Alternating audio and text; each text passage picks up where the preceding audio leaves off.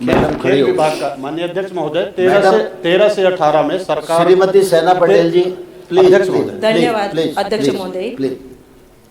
धन्यवाद अध्यक्ष महोदय। मैं आपके संरक्षण में प्रश्न क्रमांक बोलिए आप पहले। जी अध्यक्ष महोदय, माननीय मंत्री महोदय, मध्य प्रदेश राजपत्र असाधारण प्रकाशित सेना जी प्रश्न क्रमांक बोल के बैठिए 1 मिनट। प्रश्न क्रमांक आपका क्या है? 987 अध्यक्ष महोदय। 987 है। 987 है। माननीय मंत्री जी। माननीय अध्यक्ष जी, एक उत्तर सभा पटल पर रख दिया गया। हाँ, आप बोलिए सेना जी, अपना पूरक प्रश्न करिए। सर प्रश्न तो ही नहीं किया मैंने तो अभी तक तो स्टार्ट ही हुई हूँ। सर मुझे समय दीजिए, ये जनता की आवाज़ है सर, किसानों की आवाज़ है।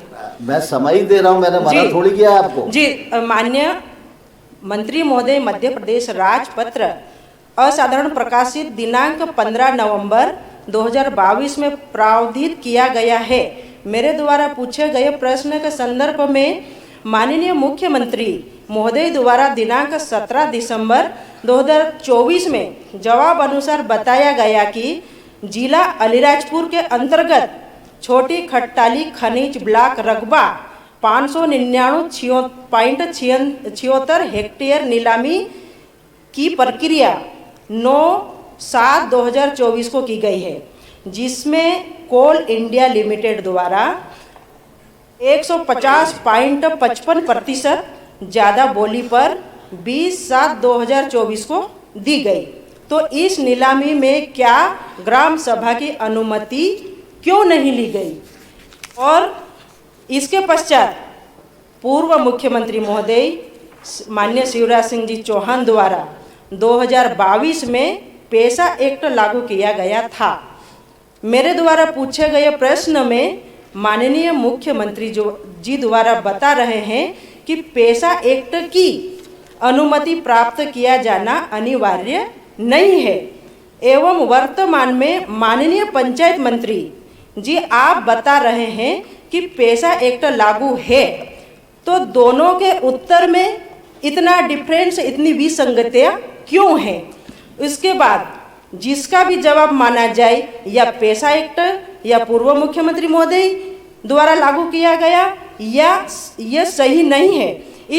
इस तरह से जवाब देकर हमें और हमारे आदिवासी किसान की जो जमीन छीनने का काम चल रहा है, मुझे इसका सही जवाब चाहिए। मुझे पूर्व मुख्यमंत्री जी का भी जवाब, मुझे वर्तमान मुख्यमंत्री का भी जवाब, और मुझे मंत्री महोदय का भी जवाब। इन तीनों में जितना भी जो डिफरेंस आ रहा है, उसमें मुझे एक बार क्लियर करके बताइए कि हमारी जमीन छीनने का जो अधिकार चल रहा है तो वो कौन से नियम के तहत चल रहा है? क्या पेशा एक्ट लागू है या नहीं है? अगर लागू है तो ग्राम सभा में क्यों नहीं पास किया गया? मैं ये जवाब जानना चाहती हूँ। सेना जी बैठिए, मंत्री को जवाब दें। माननीय मंत्री। माननीय अध्यक्ष महोदय, कई बार मुख्यमंत्री वर्तमान के हों या पूर्व के हों, मुख्यमंत्री का बयान कभी गलत होता नहीं है। पेशा एक्ट की कापी मेरे पास है। माननीय सदस्यों से चाहूँगा कि इसको जरूर पढ़ना चाहिए। एक बहुत अच्छा प्रावधान है जिसमें भारत सरकार ने और मध्य प्रदेश सरकार ने ऐतिहासिक काम किया है। लेकिन अध्याय 6 में खान और खनिज का प्रावधान है, जिसमें सिर्फ गौड़ खनिज को अधिकार है।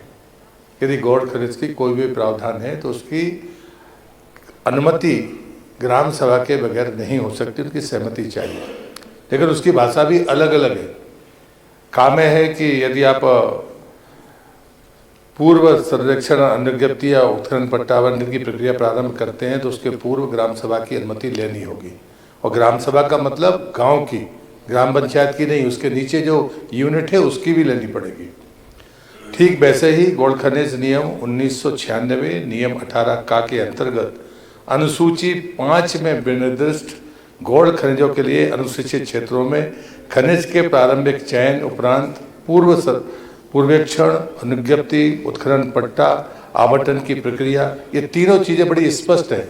और सूची 5 अगर आप पढ़ेंगे और उससे संबंधित कोई भी माइनिंग का काम अगर बगैर अनुमति का होगा तो वो पेशा नियम का उल्लंघन है। लेकिन ऐसा कोई भी एक भी उदाहरण नहीं है। आपने कोल माइंस की बात की है, वो गौड़ खनिज में नहीं आता। श्रीमती सेना जी, कोई और दूसरा पूरक प्रश्न? यही पूरा नहीं हुआ, मैं तो इसी पे बात करूंगी। ये इन्हीं का जवाब है। हम गौड़ की भी अभी जानकारी नहीं ले रहे हम कोई। मुझे तो सिर्फ जमीन की, ये आपका माननीय महोदय, ये आप ही का जवाब आया है यहाँ पे, और जवाब में आपने कहा है कि विशिष्ट प्रपत्र के अनुसार पेशा नियम में प्रावधान अनुसार ग्राम सभा का प्रस्ताव पारित कर ही किया जा रहा है, लेकिन जिसका झाबुआ, बड़वानी, रेत, गिट्टी, बॉक्साइट, डोलोमाइट की नीलामी नहीं हुई है। हम नहीं पूछ रहे डोलोमाइट की, ये नहीं पूछ रहे।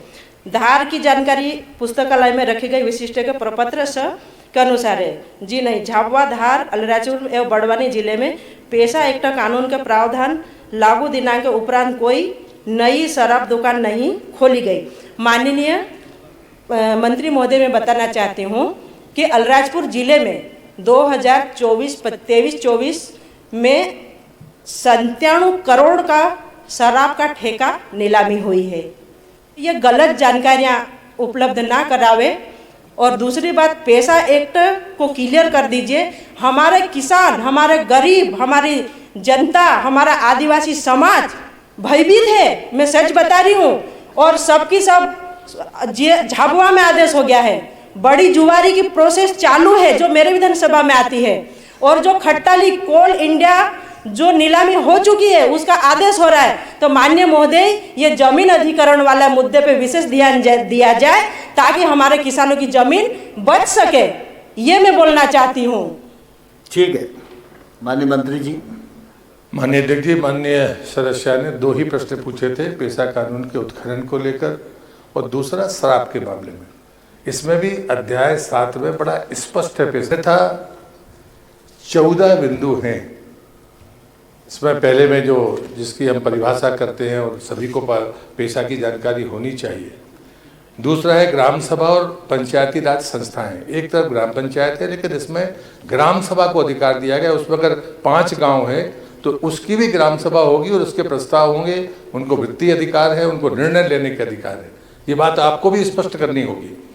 तीसरा है शांति सुरक्षा। इसमें अभी मध्य प्रदेश ऐसा राज्य है जिसने लगभग 600 ऐसे मामले जो न्यायालय में नहीं गए और पेशा की समितियों ने निपटाए हैं। तो कुछ सफलताएं भी हैं जिन चीज़ों को आगे बढ़ रहे हैं।